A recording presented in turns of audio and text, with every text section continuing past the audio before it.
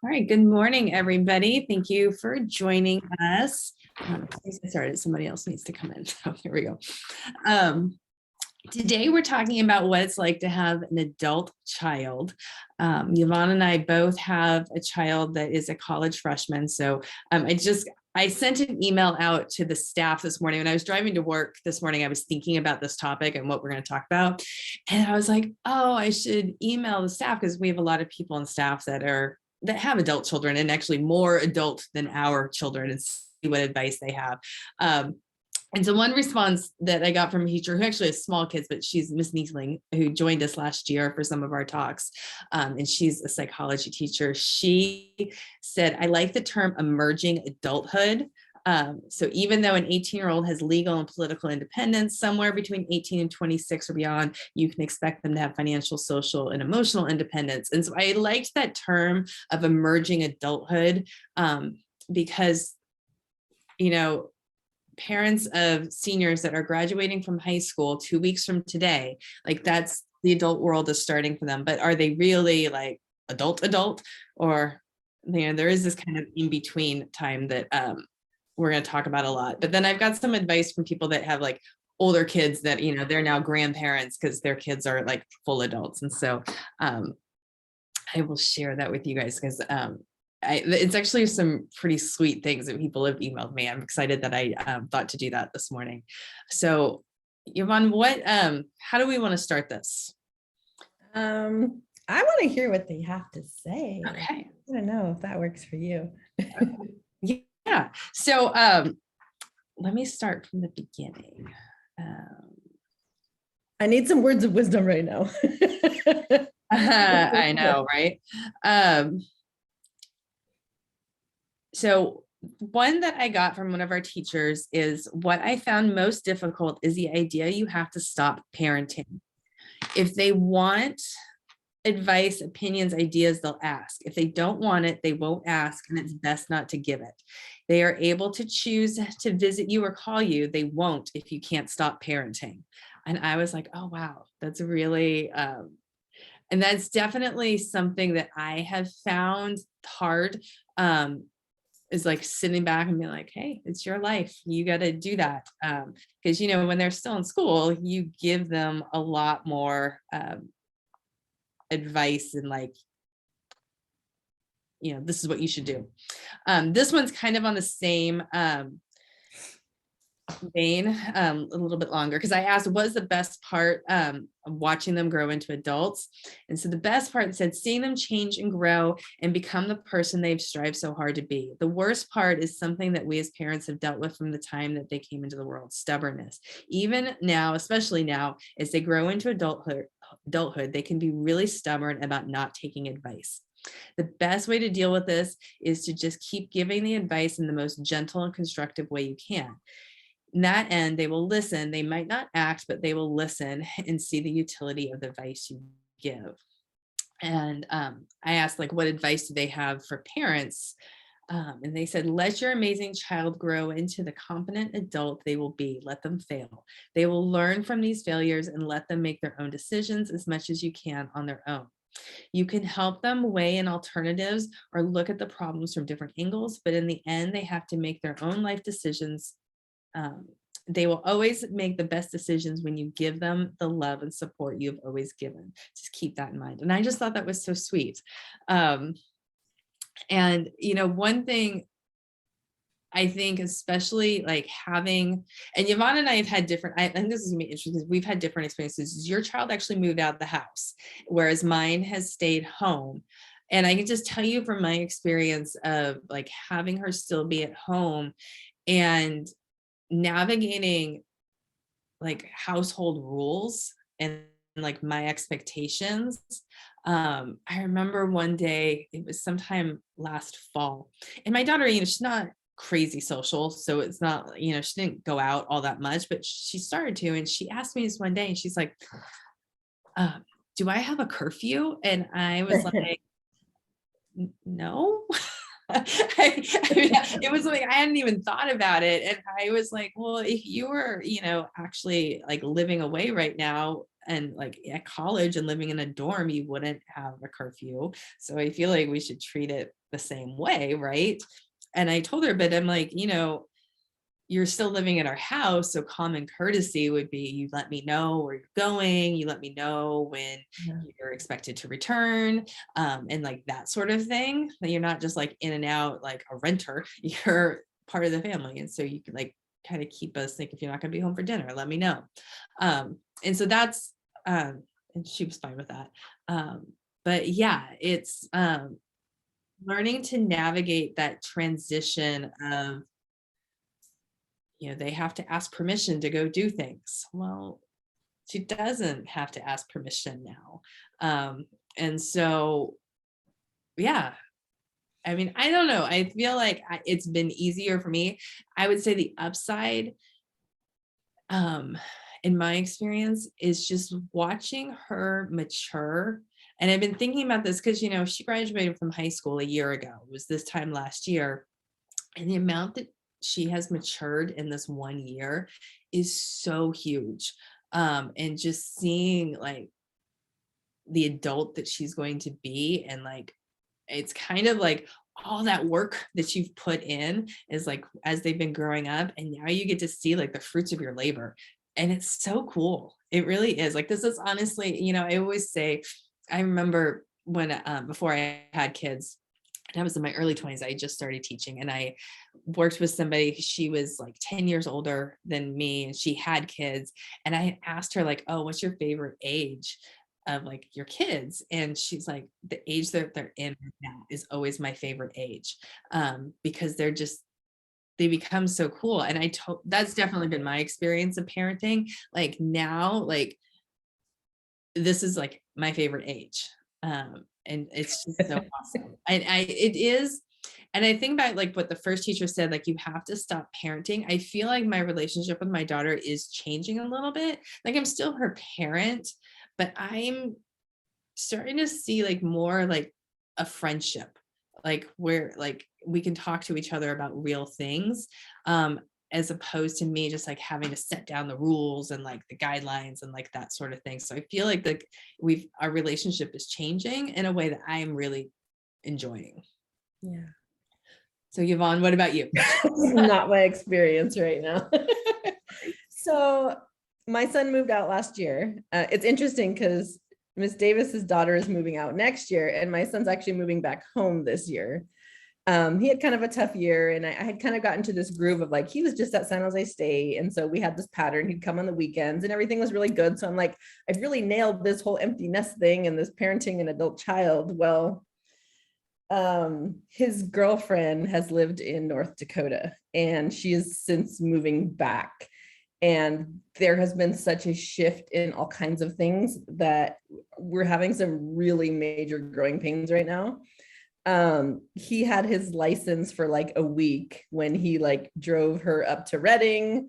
He had never driven that far. I was freaked out. Just a couple of weeks ago, he flew to North Dakota and drove back with her, and I was like freaking out. And so it's been really difficult. I had to sit down with him on Sunday. He had come home because he basically moved out of the dorms. There was some stuff going on there. He moved home from the dorms, and I woke up on Sunday morning, and he had went out with his girlfriend and his friends drinking, came home, basically puked in my bathroom. And I'm like, oh my God, this is my house, right? So we kind of went head to head, and it was difficult because I'm trying to treat him as an adult, but he's acting like a kid. So it was just this weird thing. And my son basically told me, so messed up. He's like, my job is to grow up and your job is to allow me to. And I want to be an adult, and you are basically like stifling my growth and projecting your anxiety onto me about everything. And I just need like a lot of space from you right now. And I just want to be an adult, and I need you to stop treating me like a kid. So of course I start crying, and he's like, see, that crying is like, you're just totally manipulating me and trying to make me feel guilty, which like made me cry more. And it was this whole thing. And so it basically ended like, you can't have the best of everything. You can't have the best of both worlds. Like you want to be an adult. So I'm going to treat you like an adult. Right.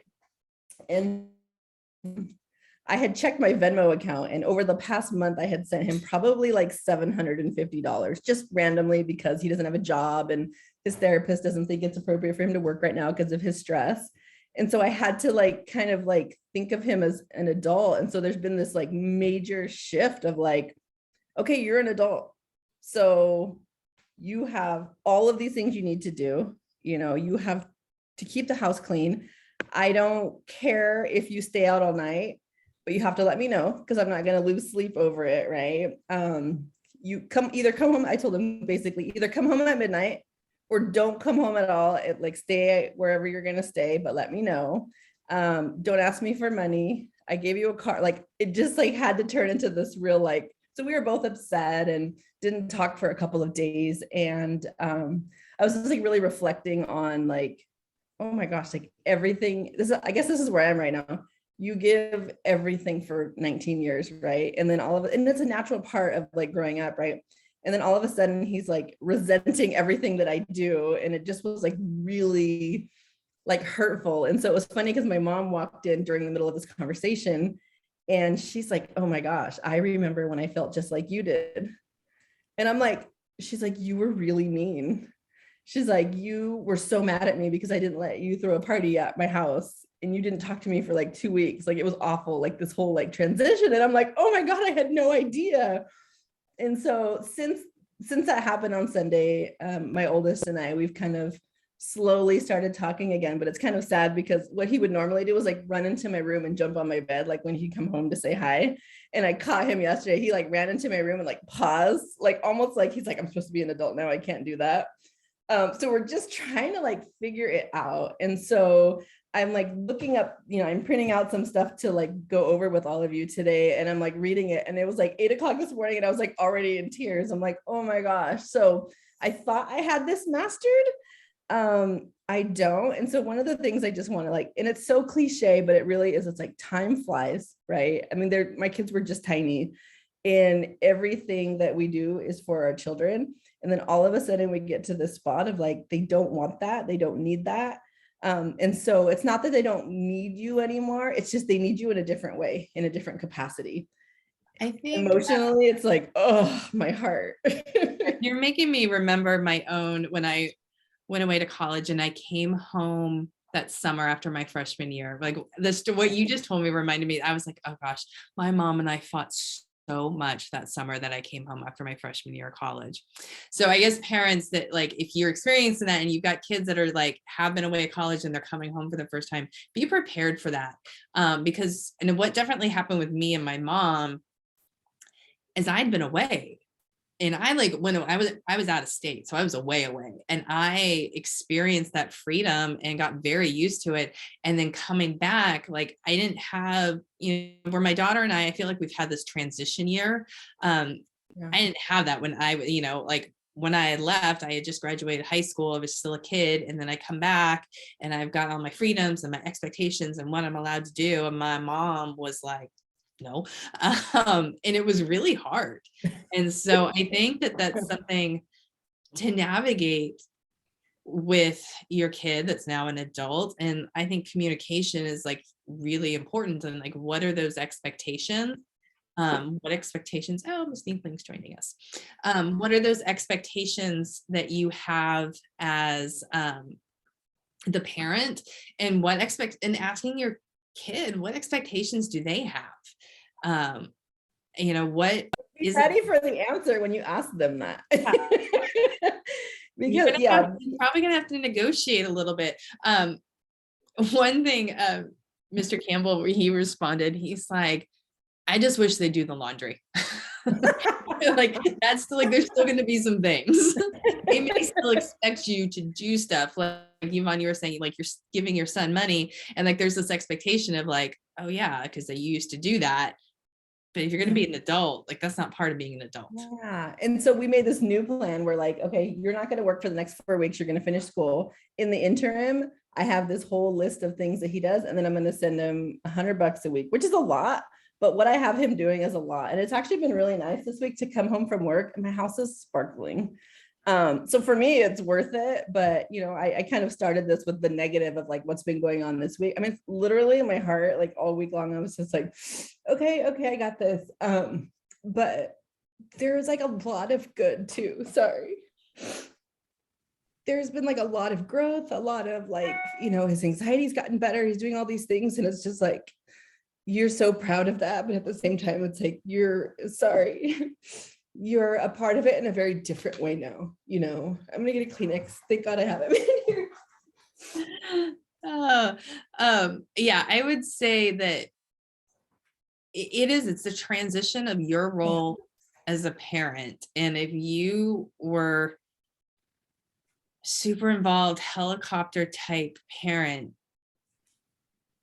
it's a transition. You're shifting into a different role and a different phase of your parenting life. It's obviously still your kid, but it's different now. Oh, sorry. Yeah, it has definitely been a week. I'm like, I don't know if I'm the expert in this area. I'm like living it right now and I'm experiencing it. And so, I have a couple of, and this is for me mostly. So I don't know where you all are in this phase, but we're all going to get here. It's all going to look different. I had three, what I call, like, I totally had three mama's boys. I'm not going to lie. And so I think the transition for me has been like really difficult because it's so just different, and I'm trying really hard to give him the space. But when I said like, be careful what you ask for, because I asked him, I said, how do I best support you right now? And he said, he said, maybe spend more time worried about your other two and less time worried about me, and trust my judgment and just give me some space. And so I've really been trying to do that. And it's feeling a little bit better, but it's definitely hurtful, but I'm trying to remembering, like, my mom was so annoying when I was 19. Like, so I'm like, okay, that's probably where he is right now. And that's okay. It says your diaper changing and chauffeur days are over. Whether you feel relieved or conflicted, it's time to embrace your, I like the term that Miss Needling is, emerging adult. And so the first one it says is recognize and respect your differences. And I think that's really huge right now, is because he doesn't see the world the way that I do it. But no matter what my parents told me when I was 18, 19 years old, it didn't matter. I had to experience it for myself. It says, if you and your child had conflict well before adulthood, it's not going to disappear overnight. Sometimes it's just personality clash. Sometimes being under one roof can intensify it. There's no time like the present to accept and celebrate the uniqueness of your child. I was a very anxious 19-year-old who didn't really venture out into the world. And so one of the things that I'm really appreciating about him right now is that I don't like the idea that he drove home from North Dakota, but he saw parts of the country that I've never seen. He had a good experience. He got confidence in his driving. He felt really good and like empowered. And so as he's doing all these things very independently, he's really like become this like young man, really, that's like capable of doing things that even I wasn't doing at that age. And so I'm really recognizing that in what he said about me kind of like stifling him with my own anxiety. It makes sense. I mean, he could have maybe said it a little bit nicer, but really just recognizing like how different he is than I am in a really good way. He's way more responsible than I was.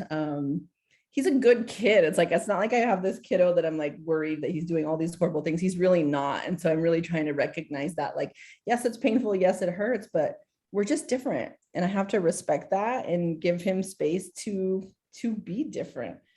I don't know how you and Hannah are different. How are you guys different? We're not very different. We're actually very, very similar. She's much more of a warrior than I am. She definitely, because she has anxiety. I don't. I'm not an anxious person. So that's not something. In the comments, thanks for sharing. That's hard. I wonder the right age for that to be. My daughter's only 15 and likes to have that freedom, and it's already hard to manage that. Oh, for sure. Yeah, for sure. Yvonne, as you were talking, I was thinking to myself, I'm going to give you some homework. I'm want you to go back and rewatch this video and imagine that you were giving advice to another parent. I'm sitting here and I'm like, oh, Yvonne, you need to take your own advice. He even says that. He's like, how come it's okay for all your students and you're encouraging parents to do X, Y, Z, and you're here like stifling my growth? I'm like, I know. I want to share this. I have another comment from a teacher. And this teacher is older. And so her kids are like, I think they're like in their late 20s, 30s, like they're like older. And so she's got, the benefit of some time with this. And so I love what she said. I gave myself the gift of exploring a hobby after they went off to college. For me, it was taking a yoga class on a regular basis. Then I get to share that with them. They come to visit and I visit them, or we go to a class together. As they got a little older, there was the benefits of the hand me ups. As they bought a new phone for work, I got their older ones. I haven't bought a phone in probably 10 years, which I thought was hilarious. And finally, I find and appreciate that I learned something new from them. It started when they talked about taking some of their elective classes, and then it was when they took trips, and now I get the t-shirt or the scarf. And so I just loved how that shifted. And then she emailed me again, and she goes, and I was able to go back to school for myself and get my teaching certificate to follow my passion. And so I think that that's something that's really important for us to remember. Like, yeah, it's really hard. There's some really great things about having an adult child, and it's also really hard. And like when they do go off, my daughter like went off, she was in San Francisco and went to this concert, and I was like, oh God, and like she's like goes off to, she's visiting friends in Oregon, and she's got this whole life that I'm like, ooh, okay, I'm not gonna worry, it's gonna be fine. So yeah, that's hard. It's hard. But I think this is also a way to remember that this is such a great opportunity to rediscover yourself. We talked about this a little bit last week, like, with the empty nest syndrome. Like, this is a time to like rediscover some passions that you have and some stuff that you want to do for you, and find that again. Like, maybe you want to go back to school. Maybe you want to like change your career and like you might have to take up yoga. Who knows? Like, maybe like this is a time that like, because you aren't parenting 24/7. Yeah. And we talked about that last week with the empty nest. And it's like, you have to have stuff for yourself. And this has like been, again, this is something I talk to people who are like going to retire and like, make sure you have a life plan, and the empty nesters, make sure you have a life plan. And then all of a sudden I'm like staring at my husband and I'm like, oh God, what's our life plan? What's my life plan? Like, how are we going to proceed from here when everything I do has been for them? And now it's kind of like this weird adjustment. But I'm waiting for there are some benefits. Like, he picks up the kids, he goes and gets some groceries. Like, that's fantastic. And really like watching him I think he's really like happier than he's been in a long time. So I'm like really like reminding myself of that. Like, this is so not about me. I mean, in the moment it is, but like in the spectrum of everything, this is all the work I put in to see him be successful as an adult. And I'm watching that happen. And nobody told me that it was going to be as hard as it is. And I think I always have that thing in my head too, of like, everybody told me like, you don't have any daughters? Like, your sons, they're all going to get married and move away. And so that's like, in my head too. So I think it's that whole, the girlfriend just came back, and the other day he's like, Mom, I need an oil change. So I'm like, cool, I'll meet you down at the place and I'll pay for it or whatever. So we go and I pay for it. And then he had drove his truck down and I met him there. And then I'm like, oh, cool, we'll like hang out in my car, I'll go grab coffee or whatever. And then all of a sudden I pay for it and I look around, he's like gone. I'm like, and then I see his girlfriend's car there and they're like hanging out. And I was like so sad and hurt, right? And so I think that just kind of like exacerbated all of the feelings that I've had this week. But then remembering that, like, I know I'm in a disaster. You see my face. I know. It's so I'm like, okay, I can see paying for it. I probably would have paid for it too, but I wouldn't have driven down there. I would have just Venmo'd her the money. Why would you drive down there? I know. I have a life. I know. Why would you do that? Because he's never done it before. All right, you guys, this is real friend talk. I'm like that friend. Like, come on. I could save myself a world of hurt by just giving him the money. I know. I think I'm gonna take up yoga. I'm just kidding. The next one is share your wisdom and insight without being critical. And anytime we share wisdom or insight, I say this all the time when it comes to communication, ask what they need. Do you want me to listen? Do you want me to give you advice? Do you want me to be mad at somebody with you? Like, let me know what you need. Because my husband has a tendency to, like, when I was your age, like that whole thing. And my son and I will look at each other, like roll our eyes. It's like, okay, it's not like 1995 anymore, right? It's just a little bit different. And so sharing your wisdom and insight when they're ready to hear it, because if you're sharing it at any other time, you're literally wasting your breath. Like, they have to be in the space to do that. And the more, we talked about like the emotional bank account, right? So listening to them, we're like accruing that money in our emotional bank account. And the higher our bank account number is, the more likely they are to receive from us. And so just remembering that, like, they have to ask for it. Yeah, I personally have found that if I just hold on to my thoughts and don't say anything and just wait for her to ask me, like, what do you think I should do? Then she actually takes my advice. If she asks for it, she'll do what I think is like what she should do. But if I just be like, oh, this is what you should do, and she didn't ask for it, she's not gonna listen to me. Literally. It's hard. Just gotta like just sit on that and be like, okay. I literally put my hand on my yoga class and like not worry about it. Right. I literally put my hand on my husband's arm, and it's like very subtle, like, just stop talking right now. You're ruining this. So that's one. Yes, we have a lot of experience and wisdom. There are a lot of things that my parents were like, hey, don't do this or don't do that. And I did it anyway. So save that and wait for it to be the appropriate time. This next one we talked a little bit already about, and it's setting boundaries with adult children. What does that look like? Ultimately, it's my house, right? And my biggest thing is, like, I don't want to lose sleep on a work night worried about where you are. So common courtesy, let me know where you are, and don't make a mess. Like, literally, those are my two big boundaries right now. Don't keep me up all night worried. Don't be coming in at 3 a.m. making noise, all that stuff. I don't know if you have any boundaries, or anybody else, like, with their kids, that maybe their boundaries now that you're thinking about that you have for your kids that maybe you might have to rethink as they reach adulthood. Like, what are those boundaries? Obviously, he's not 21. I don't want him out drinking. Can I stop that? No. But if he were ever to drink and drive, he wouldn't have a car anymore. Like, those kind of things. Those are my kind of hard boundaries for him. So just for now, even in our teen years, like, what are your hard boundaries? What will go into adulthood, and what things are we going to have to let go of? I mean, I was lucky, when she was in high school, certainly. Well, she finished high school in the pandemic, so she couldn't go anywhere anyway.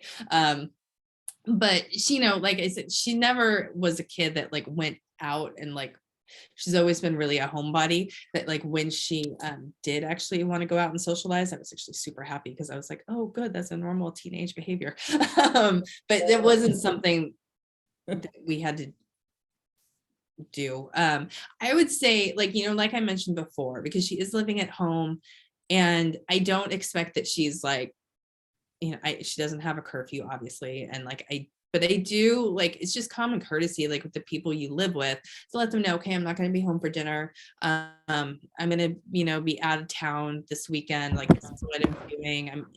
This is about what time I expect to be home, or, send me a text if you're going to be late. That's just so I know, like, I mean, I would expect that with anybody that I was living with. I would say my expectations, in terms of like college and school, like, that's been an interesting thing, because I definitely see like some of the same bad habits that she had in high school with how she treated schoolwork. They're still there. She still procrastinates and doesn't necessarily turn stuff in on time. And definitely, college professors actually have way more liberal due dates policies than they did in high school, which I don't think a lot of high school teachers realize. They always feel like college is going to be so much more strict. And that has not been my experience. Like, those college professors, like, oh, this is the last day of the semester, just get everything in by this day.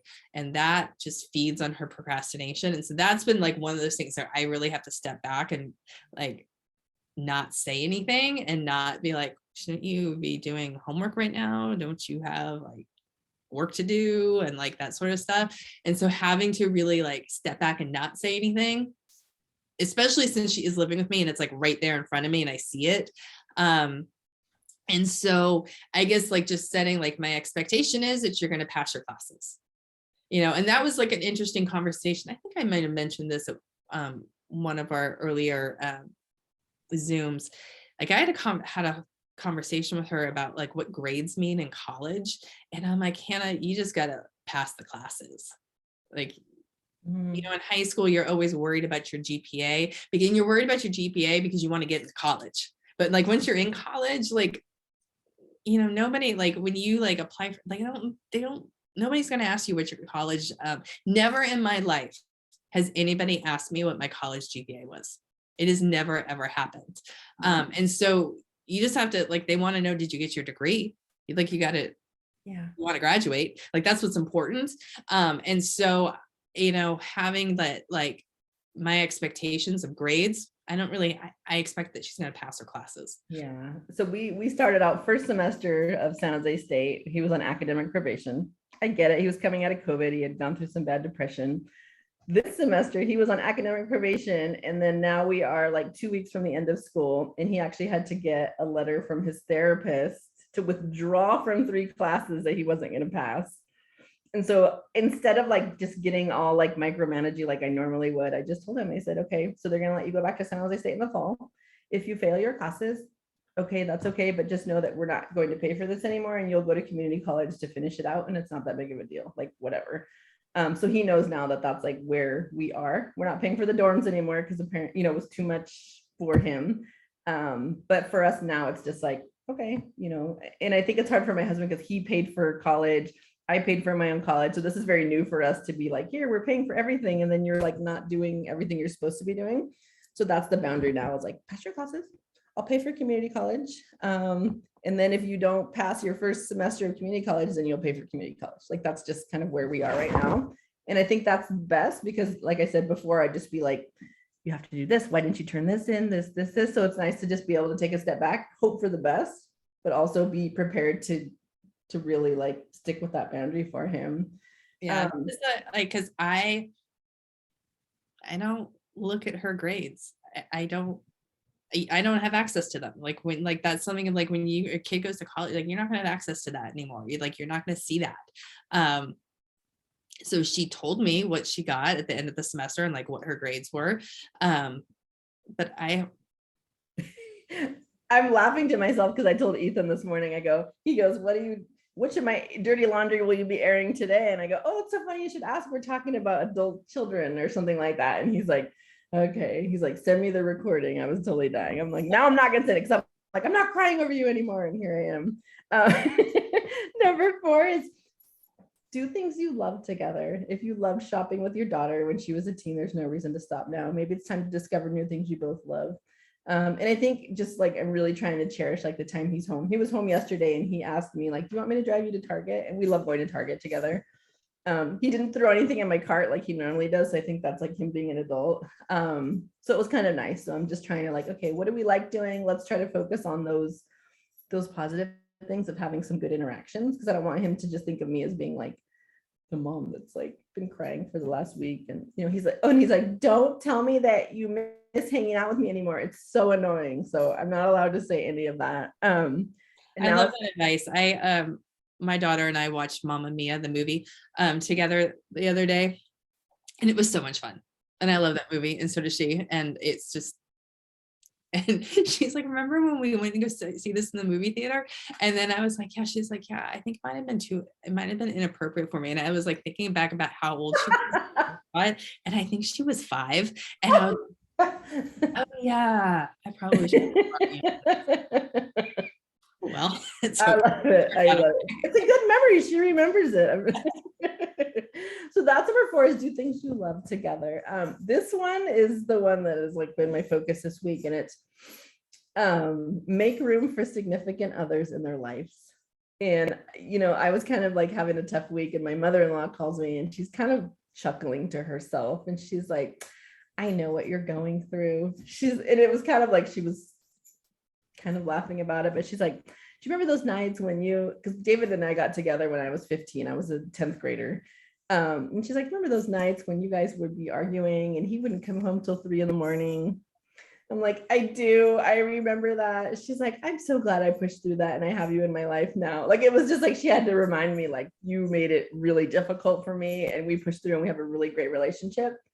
But his girlfriend is amazing. She's wonderful. She's so supportive. Like, she came over the other day and like helped him clean his room because I was kind of nagging him, and has just been like a really, really strong support for him. And so I don't know too well yet. We're just kind of getting to know each other. And I'm really happy. It's like this weird bittersweet, like I do adore her absolutely, but it is hard. It's been really hard for me that he's like goes over there when her mom makes dinner and all that stuff that I'm still trying to figure out. But that's another one of my focuses right now, is really making room for her to be a part of our family, our life. Like, they've been together for quite a while. So I have a word of caution though. I mean, I think that, I don't know. I mean, I think you want to have a relationship with them and accept them, but I just know my mom and my brother had a longtime girlfriend and then they broke up. Oh, My mom was devastated. Like, oh no, I can't win. She loved, I can't remember what that girl's name was. She just loved her. And then they broke up, and and my brother is the one that broke up with her. And my brother was like, well, you have to get over it because I'm not getting back together with her. You just reminded me of that. Sorry. Oh my gosh. That's a really good point. Accept that person in your life, but be prepared that it's their relationship and it may end. And that's totally, and inside, what I want to tell him is I need you to diversify your fun plans, because if everything you do is with her and then she dumps you, I'm so worried about, I'm not going to say that obviously, but I'm really happy right now for him in this relationship, and I'm trying to make room, and maybe I won't super overdo it in case she dumps him or something. That's a good warning. Thank you for that. This next one is, be a consultant, not a CEO. So this phase of parenthood is not about running the company and being in charge of their life, but instead it's about maybe meeting or giving and offering some advice and guidance. And again, when it's wanted, when it's asked for. It's hard when you've been the CEO of the family for so long, and then all of a sudden it's they're making their own choices and doing their own thing, and it's obviously good and bad. The next one is, be a sounding board. Create an atmosphere in which your children feel like they can talk to you. I've not done that this week. I'm going to try harder next week. I think I'm the last person that everybody wants to talk to in my house this week. They will not be asking for advice sometimes, but sometimes they just need a sounding board. Sometimes they just need to process a thought and just listen. As hard as it is, just be that person that they know they can come to and talk to. And again, I'm working on it. Make family meetings a regular occurrence. I don't know how I feel about this one. I mean, obviously we all live under the same roof, and so we'll have expectations and conversations, but I think in my family, I think it kind of happens a little more organically. It's always awkward. When we have to sit down in a circle, either somebody's passed away or something horrible's happened. So for me, I got an email. I got a teacher email about the family meetings. So, oh, no way. Yeah. So she said, I found the in college stage tricky, but it's lovely now. My biggest recommendation is to have family meetings. We call them as needed. I really value their honesty, and the meetings work well. Also, parents should be flexible to reset rules and expectations as often as needed. I continue to think about and hold my kids to them as the most considerate, independent, resilient, and self-reliant adults I believe they can be, and they can continue to treat me with patience. So I think that, if you're having conflict, I think, Yvonne, in your family, it might be time for a family meeting. I think it might be time for me to call my therapist. But I mean, I think that and I said, you have to manage the expectations. What are your expectations? Because it is your house, and it is right. But in what are theirs? Because they're now adults, and you both probably are gonna have to give a little. Yeah, I feel like you're talking right. I'm sorry, guys. I'm a disaster. I was oh my God, I'm calling in sick. I can't do this today. There whole segment about like when your kids move back home, which, unfortunately in the Bay Area is probably a really big chance that your kid might go to college. And then I think that's something that a lot of expect just due to like the cost of housing. But I think we have to go into that with some pretty, good rules and expectations of that. And this one says like rules for adult children living at home. Beware of and undo old patterns. Even if your son kept his dorm surprisingly neat, it's easy to slip into old patterns and habits once they move back into their home. I think we've talked about this before. Like when I go to my mom's house, I lay there and do nothing, and my mom brings me snacks and does all of our laundry. Like that's just like the pattern that we like roll back into. So I'm really like trying to make sure that he had told me like I'm the one that cleans the dorm. Those 7 other guys are a mess, and I have to do the dishes. And so I'm glad we've set up this thing now where he's keeping my house clean, and I'm really excited about that. Make sure the burden of chores and household work is already shared as equally and fairly as possible. It says they don't need a sticker chart anymore. And I think right now maybe it's unfair because we have Ethan doing everything, but we're also paying him. But really, it's been like really awesome to just like, again, like come home and not have to do any of that stuff. This last piece is just this, I guess this is for me too. Letting go of adult children as they transition into the real world. And then it kind of goes into like, oh, this is for me too. It says help them without giving handouts. This is one of the decisions my husband and I made as our children began to leave home was to provide support, but not give a handout financially. As a parent, it's hard to see your kids struggle, which leads to the tendency to overindulge. And again, like going back to my Venmo, I'm like, I'm just giving him money because I wanted him to not feel sad and I wanted him to go do fun things. And now I've made this switch of like, no, you work for hard stuff. That's why your dad and I have what we have is because we had nothing and we had to do that. And so you do have to experience that, like having nothing. It says set up a system for payback. He's, he wants a cruise this summer with his girlfriend's family and asked us for $600. And so it's kind of funny because he's paying my husband back. So we're giving him $100 a week to do all the chores, but my husband's taking 50 out of each of them to pay that back. And he's been really good. He hasn't complained about it. He's actually a really good steward of his money. And he's got a couple job interviews lined up.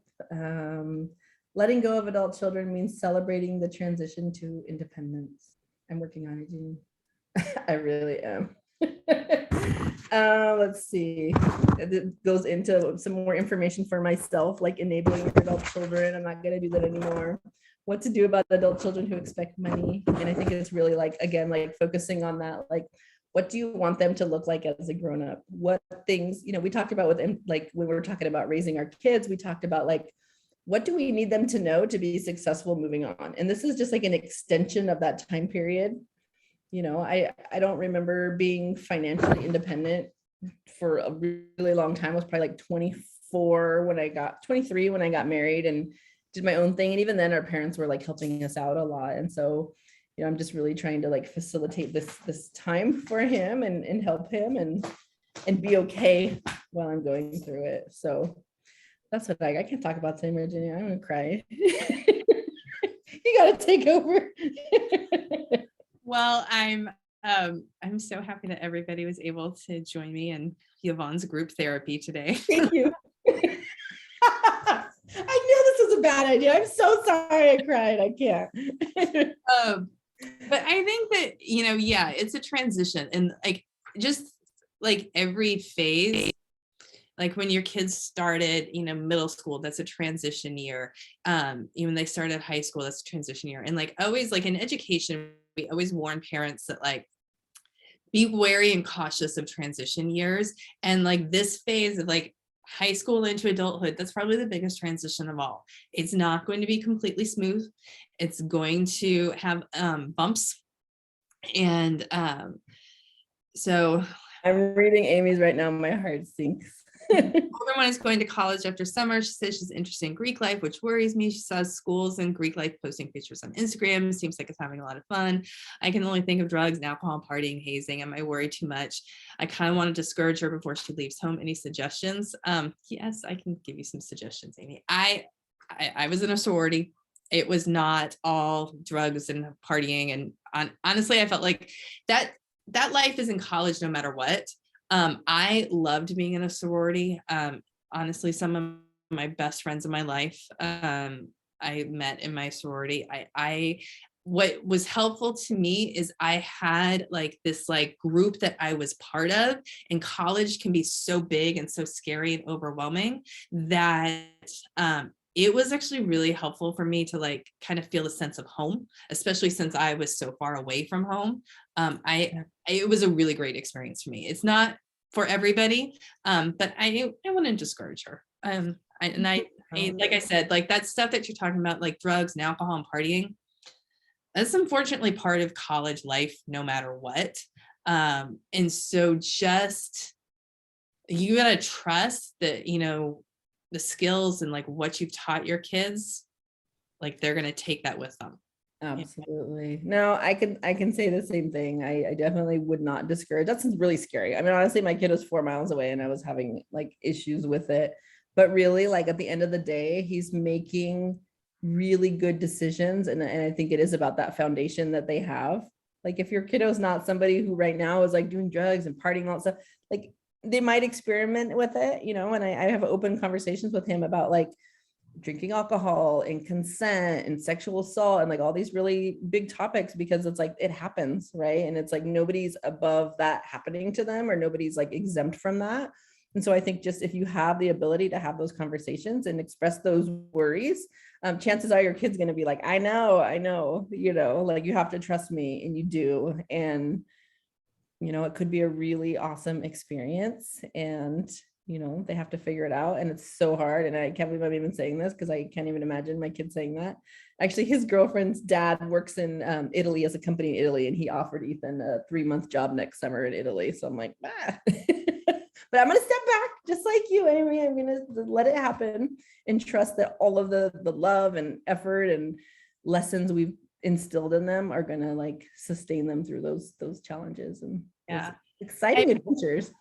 I think that one thing that we haven't really talked about, is just some of the, like, we've like kind of focused on like how hard it can be and like the transition, but it also is really great. Like one thing, and my daughter is, because she wants to go into teaching, and she's working right now in an elementary school, and like the stuff that she's learning, and so she'll come home and she's talking about like IEPs and like, like just the stuff, and like she'll use like educational terms, and I'm like, oh, and it's like, we just like, I have this like new thing, and like this new like where like she will talk to me about like school and education, as a like from her perspective of like going into that field. And it's like this like really cool like way that I can kind of mentor her.